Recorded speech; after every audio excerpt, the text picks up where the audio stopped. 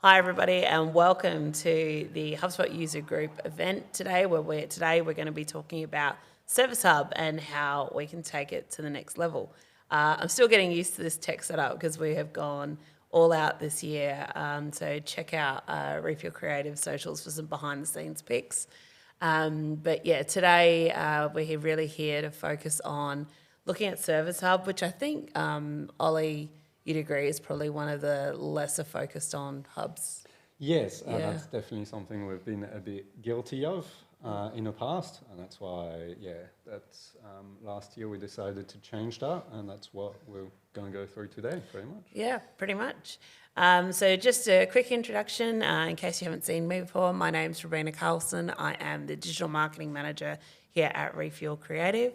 And my role here is to lead the team to do all sorts of things, including, but not limited to, HubSpot CRM implementations.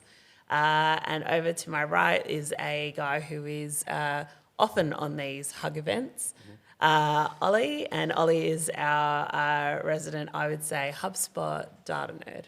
Yep, I think that sounds about right. That's a fair kind of thing to say.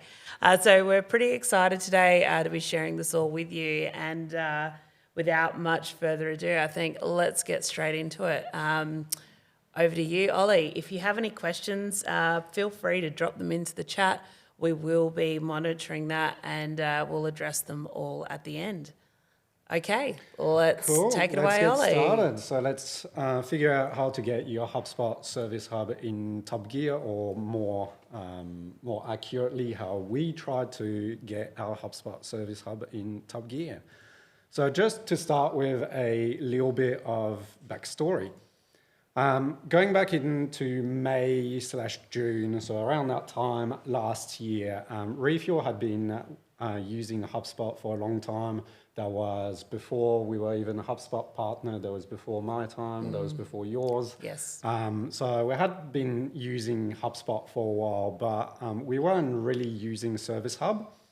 The way we were dealing with support ticket, they were generally created manually, either from an email or in HubSpot itself. We were using the default HubSpot ticket pipeline, this one. Which stares you blankly in the face. And that system worked for us in many ways in our early days, but we grew pretty quickly from a one-person business to 12 now. So it created some issues. So the main issues that we had is, firstly, we didn't quite hit the mark with our customer support, and there was a few reasons for that. We needed a system that wasn't limited to any one person's capacity, so usually Ryan. Yes. At the start, Ryan, who's our CEO, a lot of tickets were with him, and basically the rest of the team wouldn't quite know that they even existed.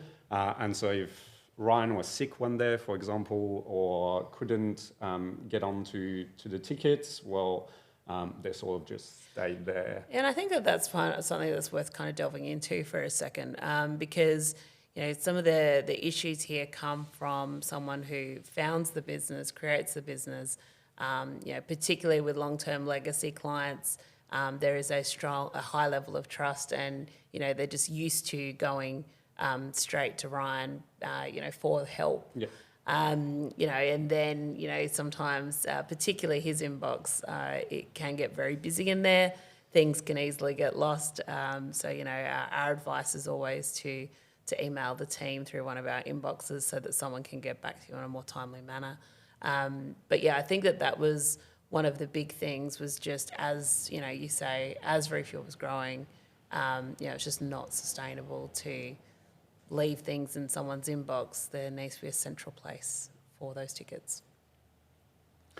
So there was also a lot of manual work needed. So to create the ticket, to assign them to other people if you couldn't personally deal with them, moving them around the pipeline, creating tasks in our project management system. So we use ClickUp.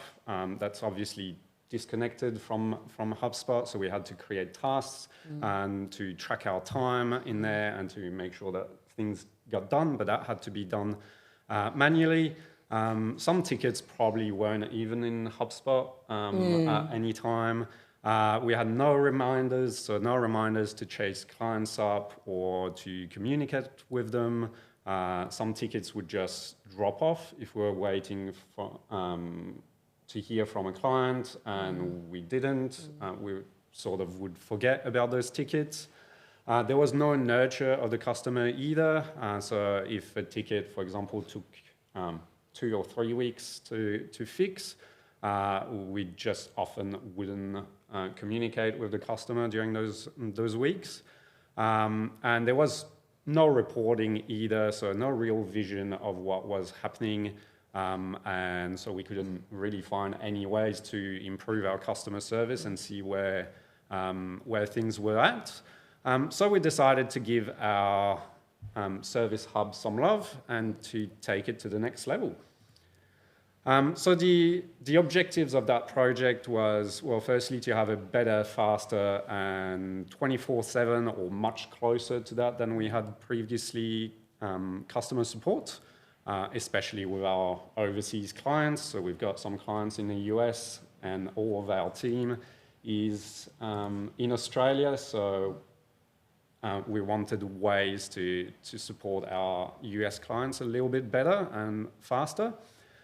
We wanted a clear, easy way for customers to get help. We wanted to reduce the manual load on the team by basically automating the crap out of Service Hub as much as possible. We wanted to have a better understanding of the service that we were giving our clients through data, so have better reporting. And we wanted as well to use that data to find ways to keep improving our Service Hub.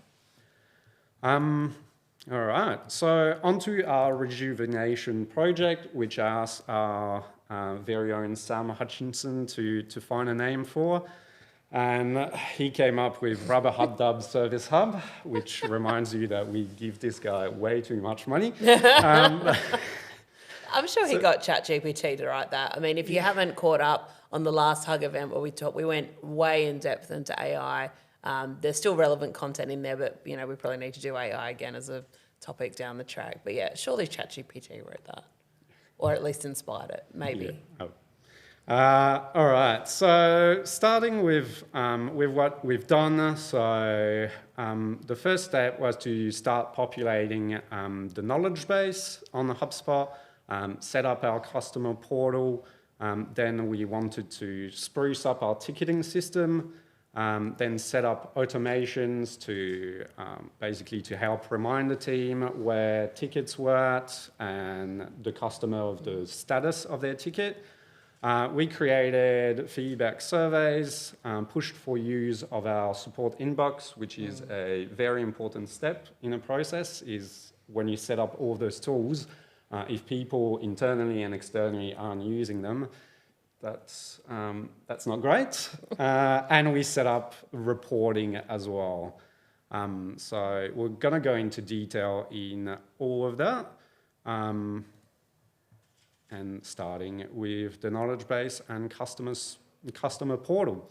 So that was an important step because the knowledge base and the customer portal basically help customers help themselves. So there's 76% of people actually prefer self-service over calling someone to get help. So it's very important to have ways to allow customers to help themselves. So HubSpot has the knowledge base, which I'm sure you all have seen. So if we go into ours, so nothing too crazy about it. It was just really about setting it up to reduce the load on the team and to give customers a way to easily find answers for common questions and issues. So we basically gathered the data of the common questions we were getting and the common issues our customers had. We basically put all that together, wrote the answers for them. Then an important bit is that we categorize them. So you can see that we use the knowledge base categories. And then we decided who should be able to see what and restrict access. So that's probably for us, at least, it was a bit important because we wanted some things to be only available for customers, but we also wanted people, anyone to be able to find answers to some questions. So that's why we set up restricted access. We also added the customer portal. So if you go there, so just so that people can have a way to see where their tickets were at and to create tickets from there. So we linked a support form to the customer portal.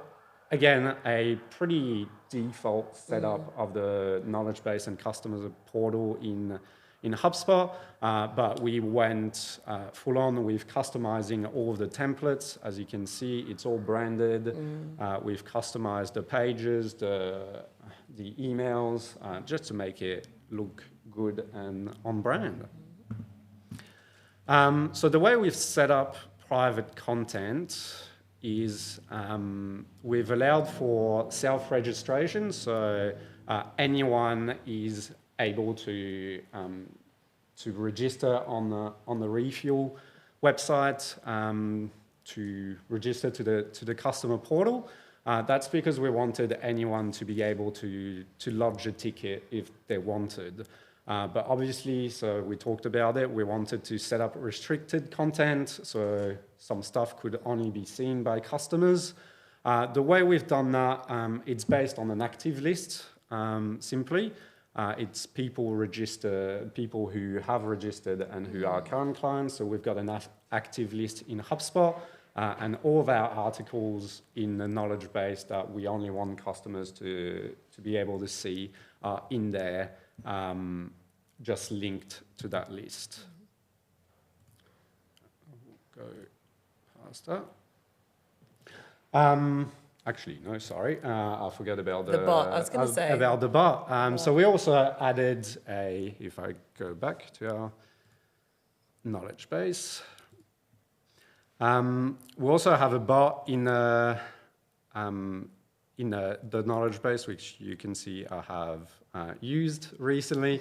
But basically, that bot is a simple concierge bot that asks you what you're looking for. And as you answer, it finds you a couple of articles. If that doesn't help you enough, then it will send you to the contact owner, if there is a contact owner. So to me, it was Ryan. And if there's no contact owner, it basically helps you submit a ticket. Can you test it?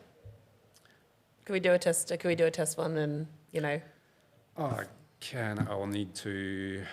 because I have started a chat. That chat's still open, is it? Yeah, it's still open. Hang on. Let me close that chat then, and then that way we can... Yep. Because I do think it's worthwhile just having a look. I do, something I think that gets overlooked from time to time is the chat flows. Yep. I think that, sometimes we just look at it and go, oh, we'll just do live chat, or we'll just use Facebook Messenger, or we'll just use whichever. So I do think sometimes it is helpful to have, to have a look at that, because it's another, like this whole Hug event, really, the topic today, it is, I think, from what we've seen in our experience anyway, an underutilised area of HubSpot. Yep. And it's pretty easy with chatbots to actually set up something simple, as much as you can get very complex with it. You can set up something very, very simple very quickly, and that's just another bit of help for your clients to basically find what they need. And our chatbot is definitely very, very simple, but that's just something that... Here we go, yes. Closed. And you have to refresh. Conversation. Oh, the conversation hasn't been closed. Okay, I thought it had, but that's all right. Close conversation. Done. There we go. Okay, so if we Hopefully refresh, that- should no. All right. try the top right corner. Oh, there we go. Yep. Yeah, so if I go through there and let's say I want help with Facebook, it'll find me a couple of articles. Yeah, there you go. And it will ask me if I need more help. And let's say I say yes, because Ryan is the contact owner for myself. It will basically send me to Ryan, who is busy at the moment, so we won't disturb him. But that's our setup for the knowledge base and the customer portal. So again, nothing too crazy. It was just about getting it done. It can be a bit time consuming, especially when you try to brand everything, brand the registration page and all of the emails, but it's definitely worthwhile. I'm going to stop here for a second to see if we've got any questions. Are there any questions from the floor at this point?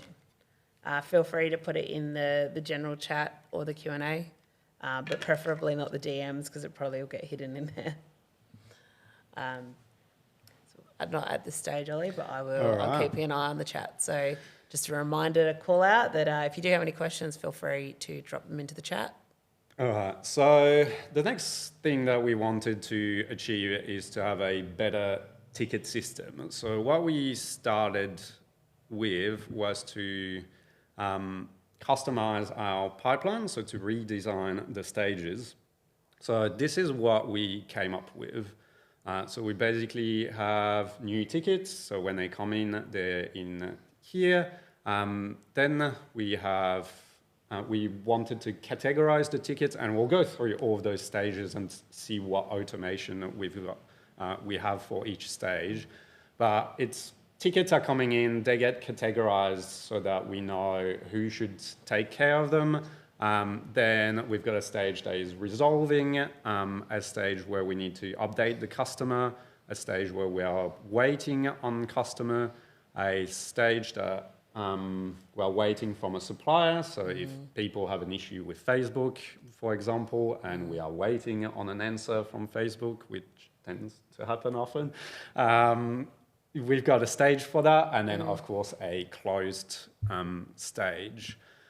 So we redesign our pipeline to fit our process a little bit better. And then we added automation to all of those. So we'll go through that. So let it load, and we'll go through ticket process workflows.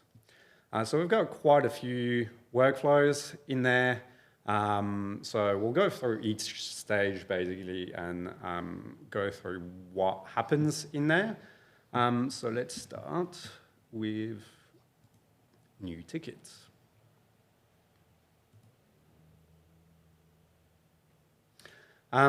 So when tickets come in, we've got a bit of automation.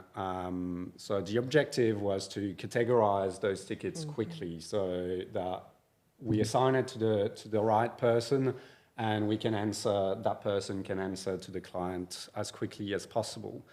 So what we did first is that workflow is splitting voicemail and the actual tickets. So we use Cradle for our phone as our phone system that we highly recommend.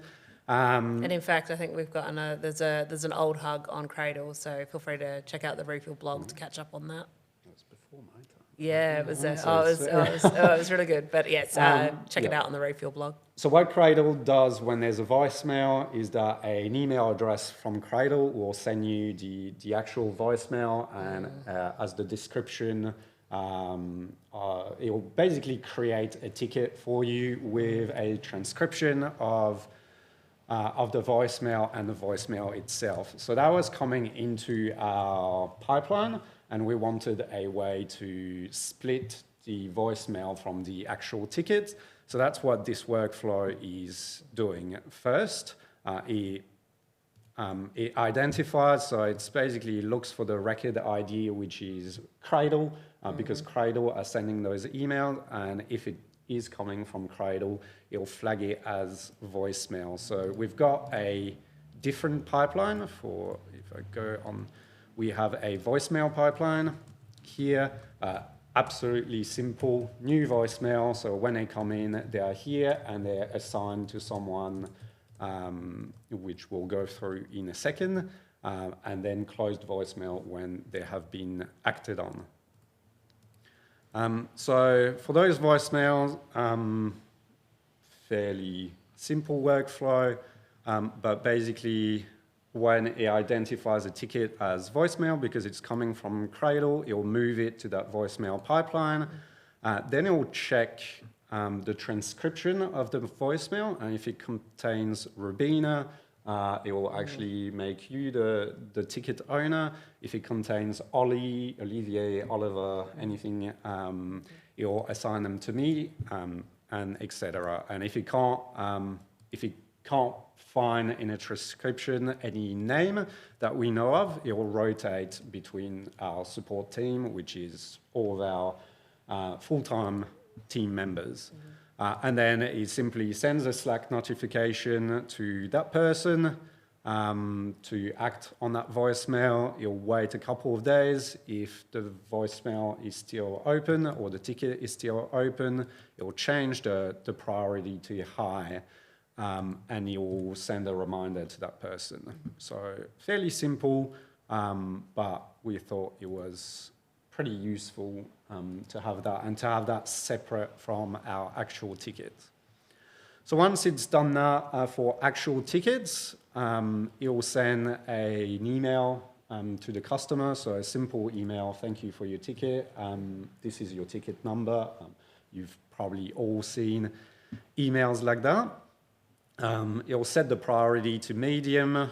Then it'll check if the owner is known or not. So if the owner is already known as at this stage, that's probably a ticket that has been created manually. If there's no owner, it will rotate between the support team and assign an owner, and it will send notifications. So a notification to Slack. We've got a support channel, so we'll send a notification in there, and you'll also send a notification to the owner. So one issue that we found that is a little bit annoying is that originally we wanted to just send that to the support channel and to tag the ticket owner, but unfortunately you can't do that through workflows when you use Slack, which is a little annoying. But that's why we found a workaround to send it to the support channel so everyone can actually see that there's a new ticket, and also send a message, private message to the ticket owner. It's worked quite well. It does. For me personally, I find the support channel is actually a really important step, particularly in terms of our comms, because sitting in the sort of kind of production manager type seat, it's useful to see, like the support channel bolds on the left, so you can jump into the channel and have a look. And for me, particularly if I see a ticket got assigned to Ryan, we're trying, that's one of our aims, is to kind of, remove the requirement for the CEO to be part of the support ticket chain. But if it's something that, realistically he doesn't have to handle because it's at that categorization point, having it in that shared channel that we've all got access to will let someone else, it's usually me, but let someone else go in and change it over to the appropriate person. For example, if it's a website ticket, WordPress plugin issue, something like that, we can just reallocate that to our development team.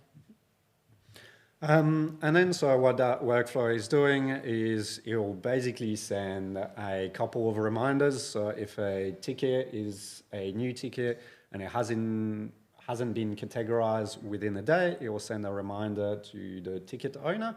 And if it still hasn't been acted on a day later, it will then send a notification to that support channel that we talked about. And it will flag the ticket as urgent. So that's what this one is doing. I'll come back to my pipeline. So yeah, that one is to assign the ticket to someone and to have that someone categorize the ticket. So we'll come back to that stage because this is where a lot of the cool stuff is, and we'll go straight to resolving ticket. So in there, we've got a simple workflow that I can probably go through if I can find it.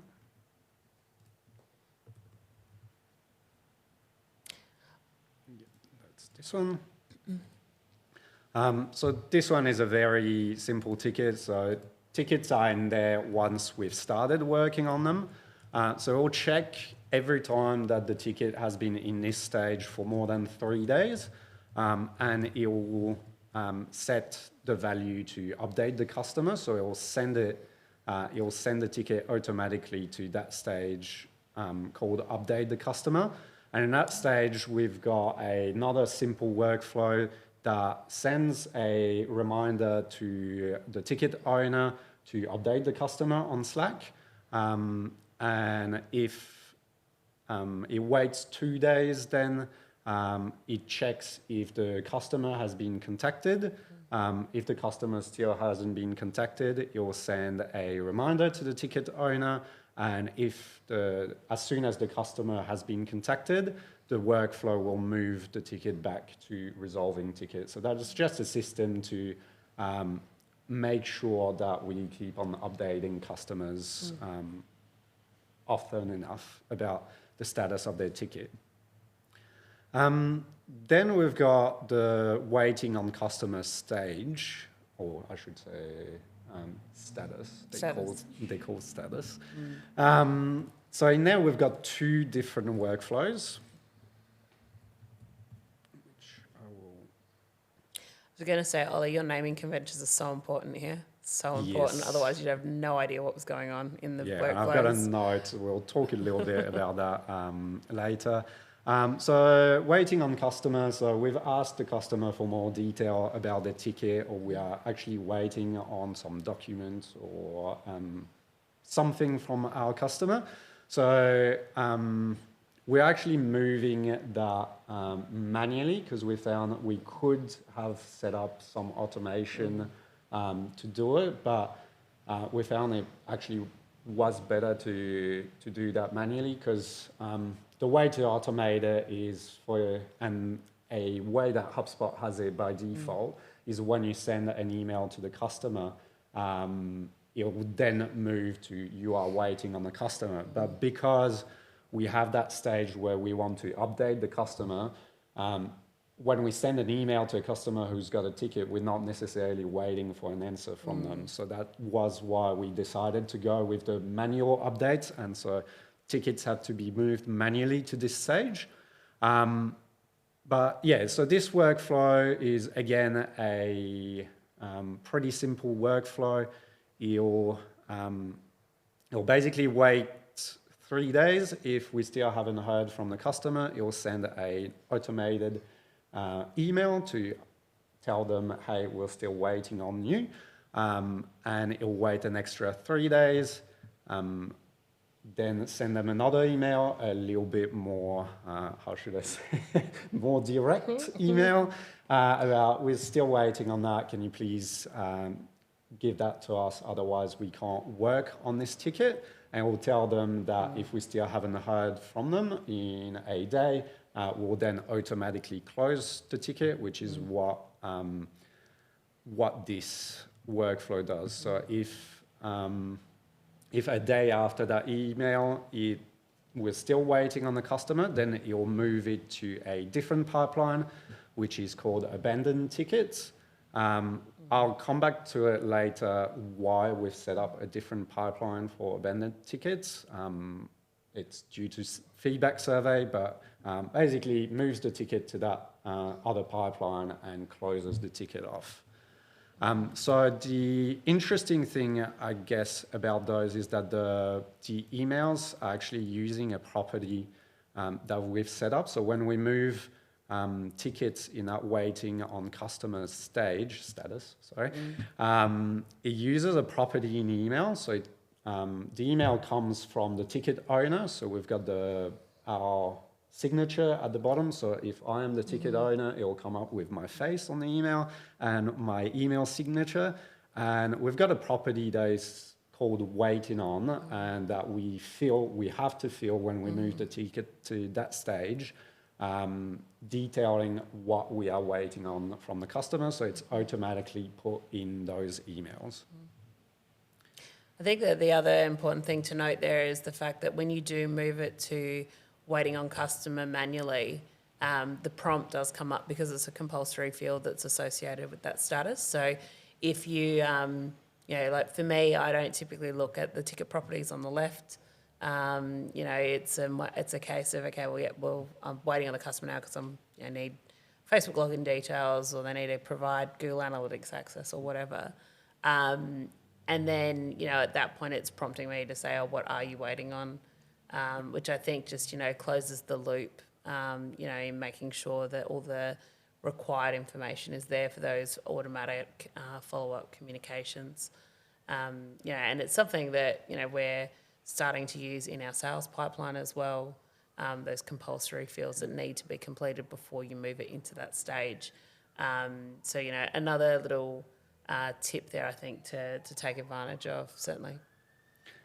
And then we've got another status that's waiting on supplier. Again, we've got a very simple workflow in there that sends a notification. Basically, if we're waiting on a supplier, sends a couple of reminders, I should say, not on Slack, to the ticket owner to follow it up if it has been there for a while. And then, of course, we've got our closed ticket status, which we move in manually as well for that one. So it sends a notification in Slack. So just to let everyone, so to that support channel, to let everyone know that the ticket has been closed. And you wait for 2 weeks and check, because if there's a reply to that closed ticket within the 2 weeks, it will then send a notification to the ticket owner to check if the customer is actually wanting something done, or something further needs to be done about that ticket. We also have a simple feedback survey sent, which I think I have a link. There we go.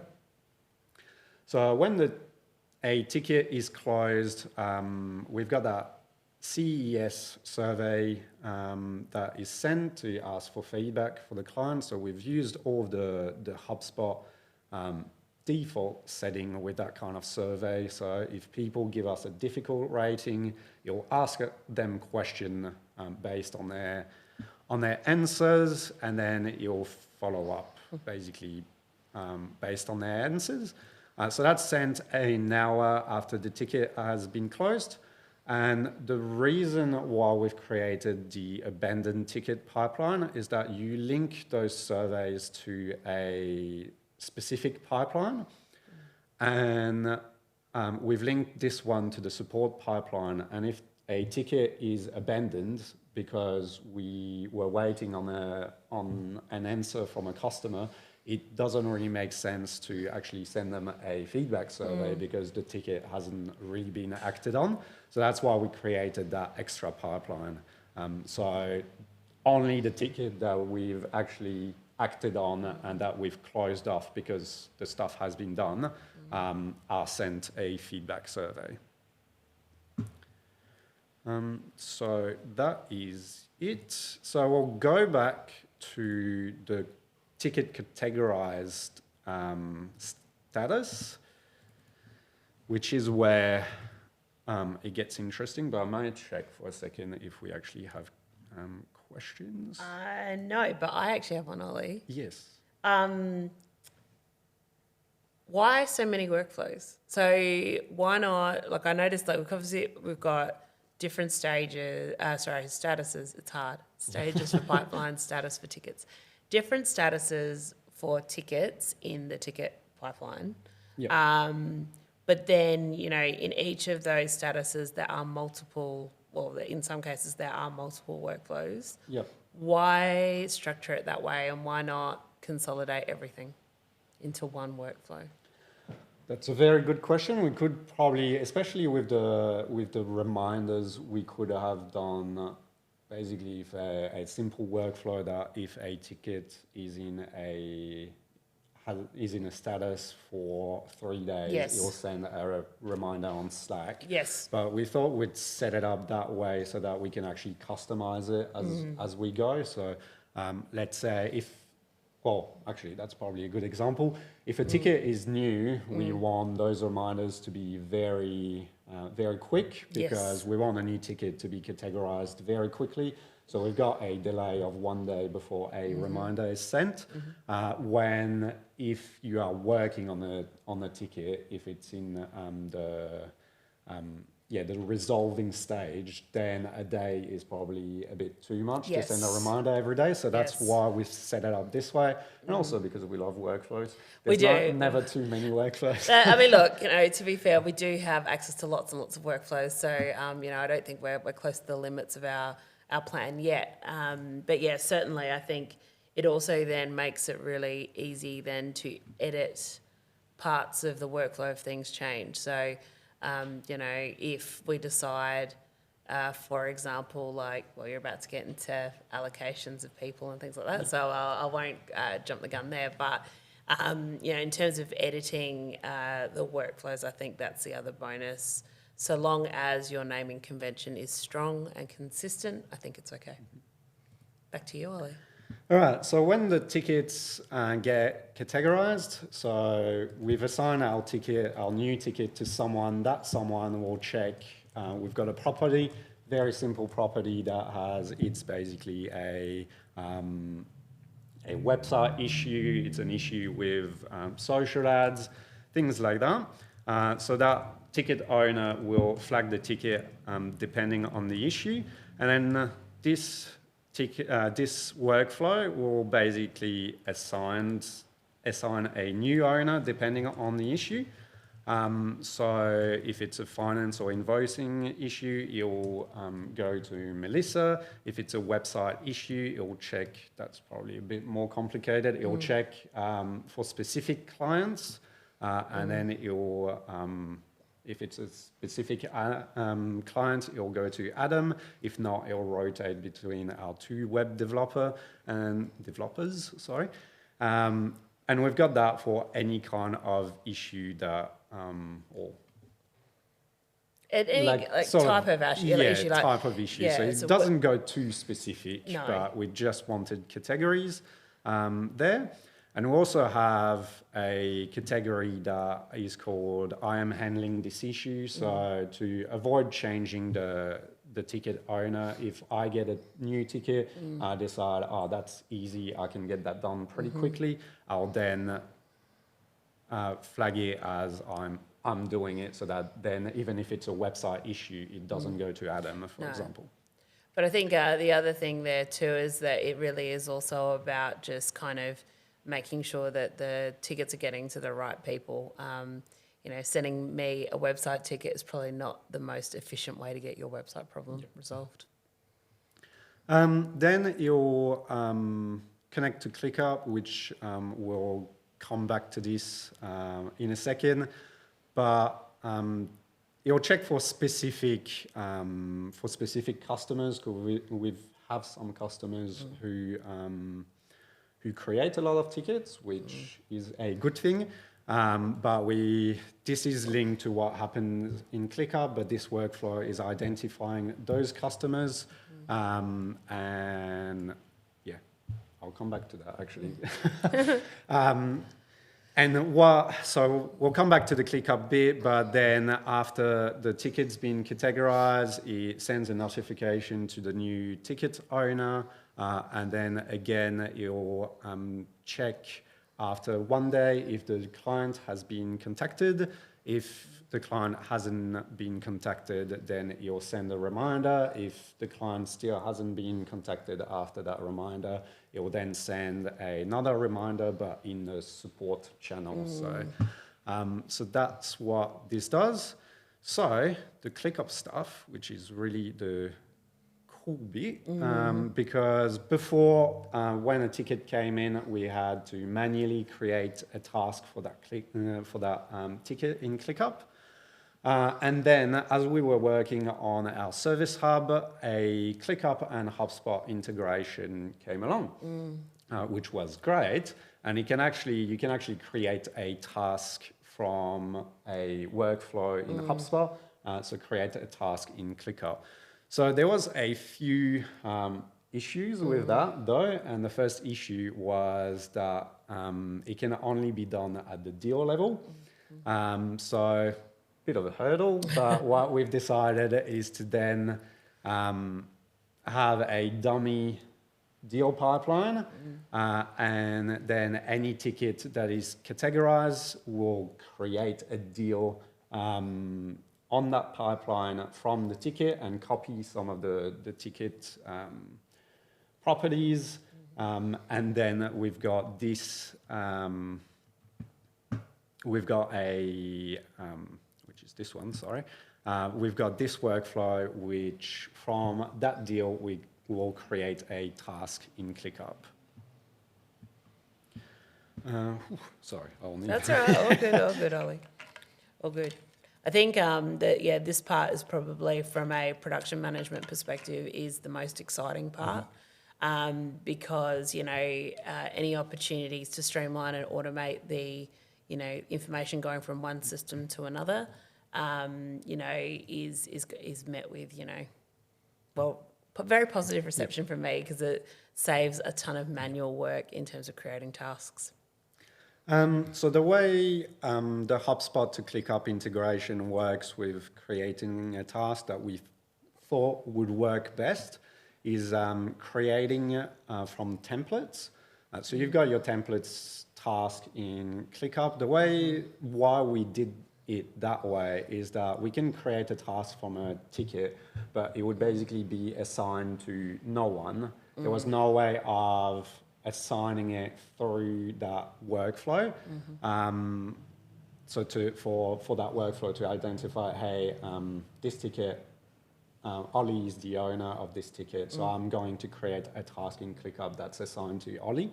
But what we could do is create a template task that is assigned to me, and have the workflow create a task from that template. That makes sense, yes. Right? Am I clear enough? It is. So we've got a template per person for those tickets, and so this workflow will check who is the owner of the ticket, and we'll use a different template depending on who the ticket owner is, and it'll create that task in ClickUp, and it will be assigned to the appropriate person.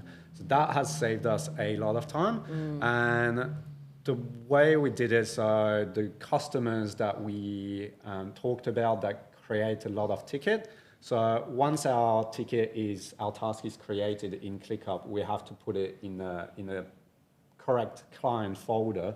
And we found with those clients that have a lot of ticket, there was a lot of manual labor to actually move the ticket in a folder. And so we've created different workflows for those clients, which do the exact same thing, but it creates those tasks in ClickUp in the actual client folder. So that's one less step to do for those clients. Otherwise, this workflow creates the ticket in a folder and list on ClickUp that we have. That is a general ticket list, and then we move those tickets to the appropriate client folder.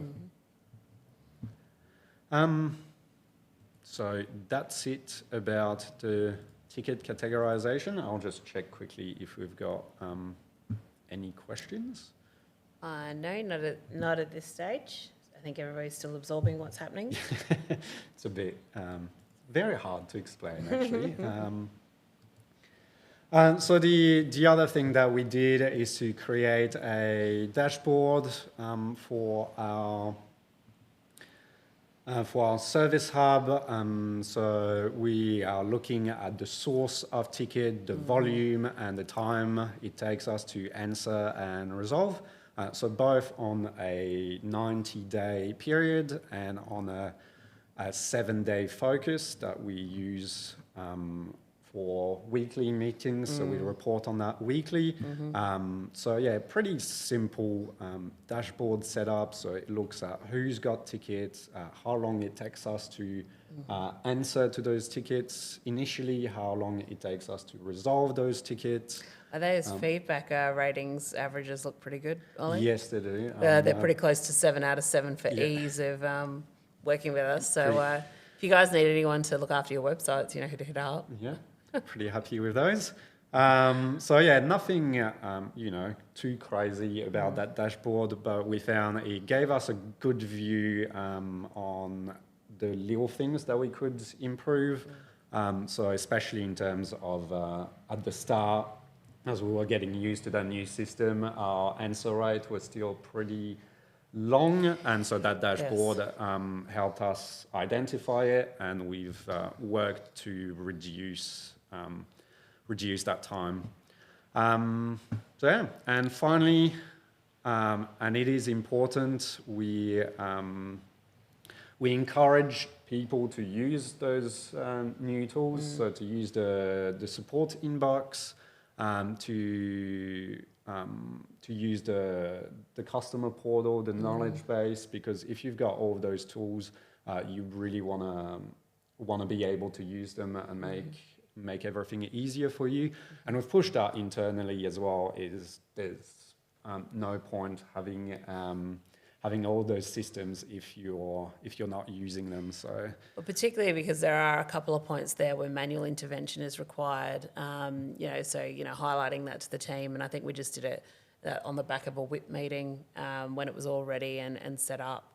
The client education piece definitely took a bit longer because obviously it's hard to change habits, particularly when you're used to just emailing a certain person. But luckily, we kind of had everyone on the team was on board, including the CEO. So anytime that anyone got a ticket in an email that looks like it should have gone to support, but they got it personally, that was then kind of sent back to the support, CC'd on the support email. And I think that's one of the things that we were able to do to help our clients to kind of really adopt that new process to just email support@refuelcreative.com.au. It was just if they emailed one of us individually just to create the ticket on their behalf by CCing that email address, and then all the automations kind of kick in at that point. You remove yourself from the CC, and then at that point, you're communicating via the support ticket. So, over time, certainly the uptake of the support inbox has been much, much stronger. Yeah. All right. So let's go into the lessons we've learned, I guess, the things we'd probably do differently if we had to redo this, and what we're actually planning to do in the future. So what we would do differently is, firstly, the knowledge base, add a bit more personality to it, because our articles tend to be a little bit boring and not.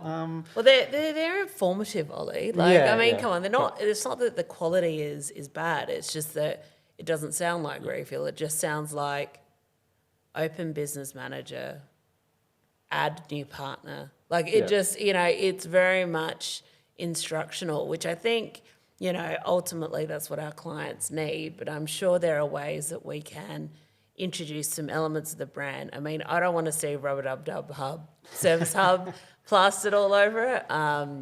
Shout out to our copywriter, Sam. But I don't know. Yeah, and I guess personality is also adding more images or videos. Yeah, that's fair. Sometimes we've done a lot of just written articles, and sometimes something is much better explained through a quick video. Yeah, that's fair. So it's trying to add a bit of that and keep improving it.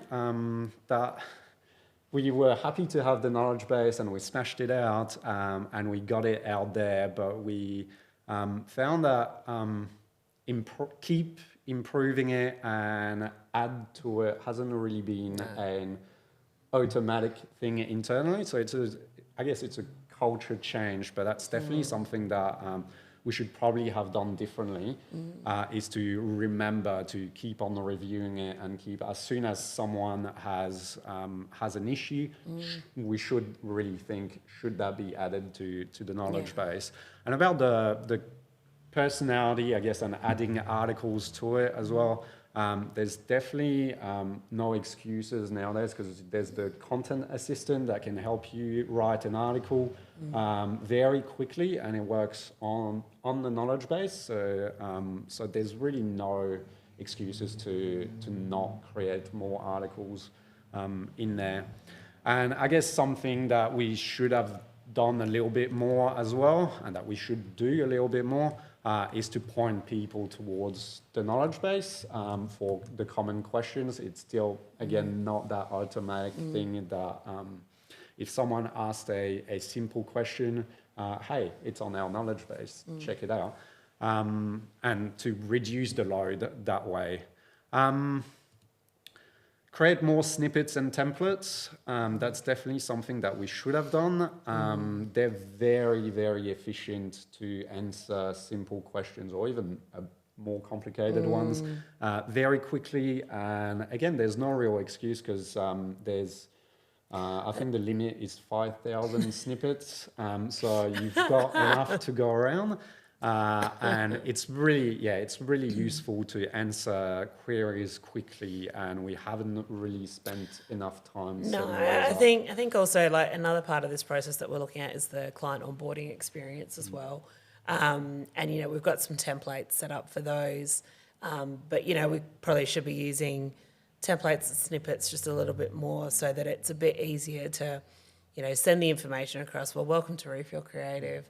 We're excited to be working with you on HubSpot CRM implementation, Facebook marketing, whatever. And then from there, these are the things we'll need from you. So, the email that gets basically sent out to everybody every time, the same one, and if, anyone's finding in the team, and again, I think this comes back to your point around culture change. If you find that you're copying, pasting previous emails a lot and then just modifying the details, that probably should be a template, so that you don't have to go digging through your emails to find the previous version.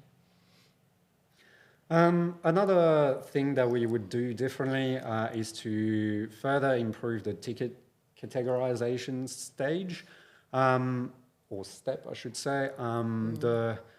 It was always meant to be temporary, so because at the moment, so we're receiving tickets and then we're categorizing them manually.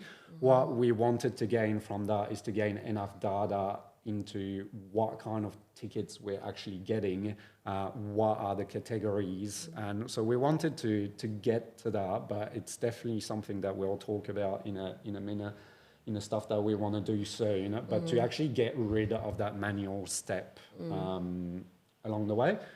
So that's definitely something we'll talk about in a minute. And I guess improved ticket reminders. I'm not the happiest with some of the reminders, the automated reminders, and it's sometimes hard to set them up on HubSpot, is that you don't want to basically blast too much. No. And it's, I'd like to look into it. Basically, I feel sometimes you go, well, the ticket is in that status, so in 3 days send a reminder. Sometimes you just don't need that. So to change the triggers a little bit, to not have that necessarily an automatic thing. So if that makes sense. And to think about the frequency of feedback survey as well. We talked about the clients. So at the moment, any ticket that is closed that we've acted on, we'll send that feedback survey to the client. We talked about some clients that send us a lot of tickets. Do we really want to send a feedback survey after every ticket? We don't want to spam too much. Sometimes less is more. So to possibly have a look into that, into Yeah, it's changing really. the I think trigger, I think there's a way to that's I think to investigate for next time. But yeah, it's I think the fact that we actually do have that data now around, performance and quality of support. So I think it comes back into that data piece, which I think before we sort of embarked on this project, it was something that we were really lacking. I think Ollie was an understanding of what kind of tickets as a start come in. How long it takes for us to, respond and to resolve them. And then, how satisfied were our customers at the end of it. Because I think, having that kind of full picture gives us, better visibility over what's going on. And then, if there are issues or if there are, equally amazing instances of customer service, we want to recognise that and celebrate those wins as well. So, having that visibility, I think is... it certainly helps us in order to improve our customer service even more. Yeah, I forgot actually to mention that we also have automation on the back of those feedback surveys. That just a simple thing that when the feedback is good, it pretty much sends some sort of digital high five. Yes, it in does. Slack to the ticket owner. It does. Which is not much, but it's a nice touch, I think. All right. So what we want to focus on in coming months to actually improve our service hub is first sort out our workflow folders. So now you can actually set subfolders as well for workflows. You can set different views. As you have your automation in there, it can get very messy. We talked about the importance of naming conventions. And if you want to improve on things, it's important to be able to find stuff very quickly. So it's important to name stuff right and to also have them in folders or in a view that helps you find them pretty quickly. That's definitely something I need to do with those ticket workflows. The knowledge base, obviously we talked about, keep building it. Again, there's a lot of potential with Content Assistant now. Chatbots as well, we haven't really pushed it through with chatbots, and hopefully AI is going to kick in there, and we'll probably have some very exciting things to make our chatbots a lot more useful and better. Setting up SLAs, so you can actually do that in HubSpot, and we not really done it, and reporting on them. So I think what we want to go to now is, at the moment we report on time to first answer and time to close of tickets, which works, but it's not quite what we wanna report on, especially the time to close of tickets, because some tickets, if it's a big website issue, for example, it will take 2 weeks, and that's perfectly normal. When another issue, which is, I don't know, Google Tag Manager is not firing on my website, that should really be closed very quickly. So we want to report on the difference between what it should take or what we promised the client, and how long it actually took to close the ticket. And that can be done basically using simple properties and calculated properties. So we'll set that up. And so make sure that in our first answer to a customer, we say, yep, this will be done in 2 days, and then compare, has it been done in those 2 days, and to see how many tickets will actually get done under that SLA, I guess. Yep. So that's it. Look into ticket tags. So if you don't know, Deals had those, that's fairly new, that's a couple of months old, have colored tags that you can assign to them. Now tickets have them as well, and there's plenty of potential here, especially since you can now trigger automation based on them. And you can report on them as well. So not too sure what that involves, but that's definitely something we want to have a look at, because that could add another layer of automation or or reporting, another way to actually make our ticketing system a little bit better. As I said, improving ticket categorization, maybe with AI as well. Basically, instead of having the categorization done manually, is to find keywords or things in the ticket description or in the ticket name. That means that categorization can be done automatically. So that's definitely something that we'll do very soon. And to try to add a bit of layer into that categorization as well, because a website issue can be a lot of different Well, I mean, things. for a start, like, the questions are things like, is this client on WordPress or is this client on HubSpot CMS? Things like, is it related to, is it a content issue or is it a, might be that, the website looks, I've made this page and the responsive version on mobile just looks appalling, please fix it. Or it might be, hey, we can't see the Twitter feed anymore, plugin's broken, and I don't actually think that's the plugin's fault, I think that's Twitter changing its API. But then there are equally other issues where it might be like, hosting issues or like, other bits and pieces that we need to kind of look at. So I think, for me, the opportunity to explore that in the context of AI is going to be interesting because realistically, the reason that we've kept it manual is because you kind of, as the person who's worked with the client or as the person who understands the area, when you look at it, you've got there's background knowledge that, just simply isn't in the email. Like we know, particularly our web developers, for example, they know which of our clients are on WordPress and which ones are on HubSpot, on Shopify, on BigCommerce. That's a good example actually, because in categorizing the ticket, for example, if we identify that it's a website issue, and that the company record in HubSpot tells us that the client is on HubSpot CMS, well, we could have automatically that assigned to me instead of Adam, for example. So, we want also to add a stage before the ticket is closed. So we've got that status that is waiting on customer, but we found out that there's a difference between, sometimes we get stuck. We're waiting on a customer, but we're basically just waiting for final feedback. And so instead of moving the ticket directly to closed, to have a status here that is basically just waiting on final feedback. And after, let's say, a week, if we haven't had the feedback, then it goes to closed. The dream is to actually have that connected to ClickUp, and that's something that we'll need a bit of help from ClickUp with, but the dream would be the task is closed on ClickUp, then it goes into HubSpot, it moves the ticket to that waiting on final feedback status, and then after a week, it closes it off.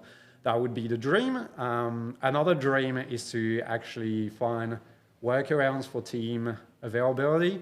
So the dream is to be able to replace a user by another. So for example, when we categorize the ticket, I'm going to use Adam again because he gets a lot of tickets. He does. But let's say we know that Adam is sick. Or he's got a public holiday or on annual or whatever. Yeah, he's on holidays. To be able to automatically register that and to assign tickets to someone else. I've been dreaming of HubSpot being able to do that for a little while. There are workarounds with some workflows, but it would be actually pretty exceptional to have that option in HubSpot as well. When someone leaves your team, to actually be able to say, that person have left, everything that's linked to them in a workflow or something should go to that person instead. So HubSpot, if you're listening, that would be great. Hopefully you're listening, HubSpot and ClickUp. I feel like that's a team effort, that one. Yeah. But that's pretty much it. Hopefully that gives you some inspiration for around Service Hub if you're looking to spruce it up yourself. If you have any questions, one please here. I have one here. fire them out. Or if you want to share, or if you want to share some of the cool stuff that you've done on Service Hub, I would definitely be interested. So Absolutely. we have a question. We do have one question, just one. How have your experiences of setting up our Service Hub for Refuel helped you to onboard and set up clients with their own Service Hub? I guess it's a good question. I guess every customer is different, and you want to adapt your Service Hub to your systems, obviously, and to the way you manage tickets. But the good thing about doing it for Refuel is that it's our own stuff, so we can sort of trial and error. We register to a lot of betas as well with HubSpot, so we just try things. I guess that's really helpful when we set up for other customers to know that we've tried that and it worked or it didn't work. And then with clients, it gets a lot easier to actually figure out very early what kind of system is going to work for the tickets. Because for some, again, for some customers, the basic HubSpot ticket pipeline can work. It's worked for us for a little while, but yeah, it really depends on the customer. I think it also, like, you know, the way that we play, and this extends to all hubs, not just service. But you know, really gives us the opportunity to really put HubSpot to the test and really push it to its limits of what it's capable of doing. And so, you know, when we're then working with our clients, you know, there's nothing really too curly that we can't try to come around with a workaround or, you know, looking at, I mean, I think the deal hack that you've got in place there is pretty classic workaround kind of thing where, okay, ClickUp doesn't talk to tickets, but it does talk to deals. All right, well then let's create a deal pipeline for the sole purpose of talking to ClickUp. You know, and that's kind of the sort of, I think it pushes us to be a little bit more innovative in our use of HubSpot as well, to really just ease some of those manual administrative burdens. Yeah, and it does tend to get a bit messy if you want to really automate stuff and really make it easy for you. Like having a dummy deal pipeline's probably a bit what I would call messy, but it works. And definitely by trying... I'm just going to hit that button there. Okay. By trying stuff out for our own portal, we then know workarounds that we can apply to other customers. Yeah. Absolutely. Well, we hope that you found today's HubSpot user group Hug event useful and insightful. Certainly has been very detailed. And I, look, you know, it's definitely, I think we dedicate this to the HubSpot nerds out there for sure. We really got into the detail there, and hopefully you all found some insights and some value. Before we head off, I just wanted to acknowledge Fraser Whitehead, our amazing director, videographer, set designer, like, you know, the whole thing. I just want to thank Fraser for being with us today and coming in on his swapping his days around to be here, to support us with the Hug event and to bring this slick production value to you. Yeah, how cool is this setup? It's such a cool setup. You know, I'm loving the blue and red lights in the background too. Should probably pick them up. They kind of look like lightsabers. So really, really excited to be here. And thanks, Ollie, for all that prep, because there's a lot of detail in there, a lot of insights. Hopefully it was all clear though. I think it was great. You can, we'll be sending this out to everybody to catch up if you missed the live session.